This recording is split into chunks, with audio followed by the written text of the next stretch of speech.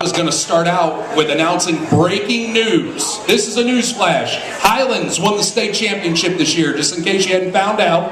6th time in a row, 22nd time in program history. Here with Coach Dale Mueller. Coach, grab that microphone, and I know as well as anybody about the tradition of Highlands. My dad played for the 1968 team. I believe you were on the 71 team, 72, as you struggle to remember. And then I had a cousin that played for you in the 98-99 era with Jared Lawrence and Derek Smith and the whole 9 yards. And just talk about, everybody, the responsibility it is with the tremendous expectations year to year that is Highlands football. Well, really for us, it's just playing this year. It's the guys on this team, get together, have some fun, play some football. It's nice that there's been great teams in the past, but really it's about these guys and all of us getting together, having a fun year of football. Okay, now this one obviously had to be bittersweet for you because of the fact there was a death actually in your wife's family, and you weren't able to be there at the state championship game itself. However, obviously your staff did a good enough job to get it done, as well as your players. Kind of talk about the responsibility that you have to prepare your staff and your team for a situation that you're not there for the biggest game of the season. Well, ultimately it's the players playing the game. I mean, really, I call the offense, but I just sort of go, okay, let's do this one, and Donovan and the other guys executed. I think sometimes all that play calling is a little bit overrated. It's really a player's game, and the players go play it. Yeah, talk about that. We talk about how players make great coaches. Finding the trust in those players, just sending them out there to do their thing. That's obviously a year-round situation. And talk about how your program, without giving away all the secrets, obviously, how it is a year-round program and how you're able to start probably enjoying it. What's Nick Saban say? 48 hours after you win a championship, enjoy it for 48 hours, and then build for the next year. Just kind of talk about that 365-day, build-up to that one big day. Well, that is really it. I mean, that's the secret of Highlands football. The guys here, these guys are whacked. They are so into football all year long. They're athletes 365 days a year, and that's it. It's just how hard they train, and they get the success they deserve. Okay, and these seniors you've had here, 43-2 over the last 3 seasons. I'm sure there's some fans out there in Fort Thomas that go, well, yeah, you did lose 2 games, Coach. What's up with that? Yeah. Talk about that. I mean, you guys have created a situation where a single loss during a season is almost catastrophic. I mean, that's kind of tough to live up to, isn't it?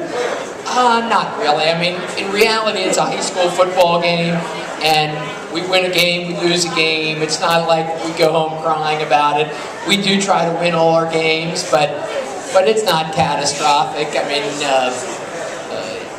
it's fun to play the games. You win them, you lose them. That's just the way it goes. Well, that's a great perspective. It's only catastrophic in the bleachers. Yeah. Just remember that, Coach. Yeah, it may be. All right, now let's send it over here to the man next to you, a junior defensive lineman, Seth Hope. Seth, you've already up here before with you as far as a defensive nominee, and I'm going to, say this in front of Coach. I worked for Channel 9 this year, shooting video, and most times you only get 40 seconds for highlights. So most of the times it's establishing shot, scoring play, cutaway, scoring play, cutaway. But I mean, you put yourself on those highlights sometimes because you were just blowing up the line and just making some incredible plays, man. Just kind of, talk about the season you had only as a junior, how you were able to just dominate games at times. Well, I mean, I'm not overly concerned with highlights and all that. Bottom line is I want to do what I can to help my team win every game. But it was definitely a fun season. I think next year it's only going to get better. We're going to win our 7th state championship in a row, hopefully. But that's not really going to be good enough for us. I hope we can be dominant in every game, go 15-0 next year. Okay, obviously we talked about it earlier, the state championship game with the 5 quarterback sacks. Obviously there's a build-up to that. At what point in the season did it click into you that, wow, I'm having success on this level and it's tough for guys to block me and it's going to work out for us as long as I can get off those blocks?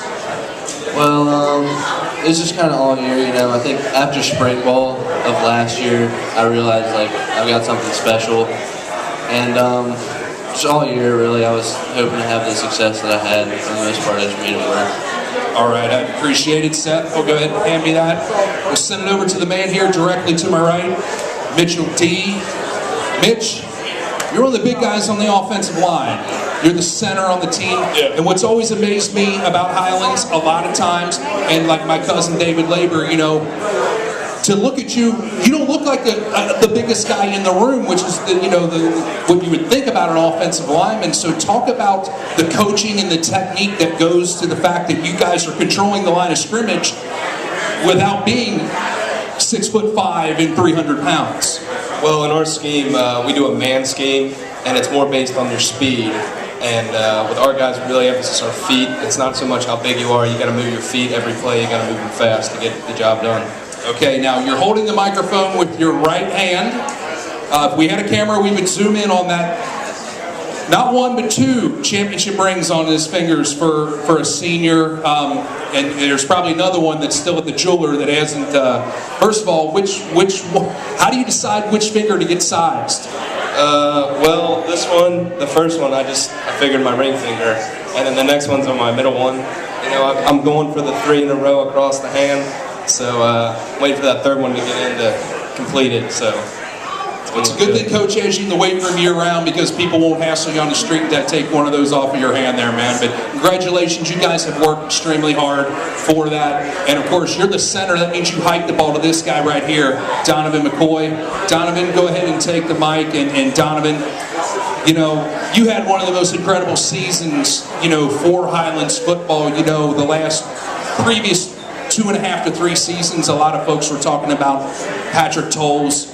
You know, pretty much the traditional drop back in the pocket passer, and then he had escapability.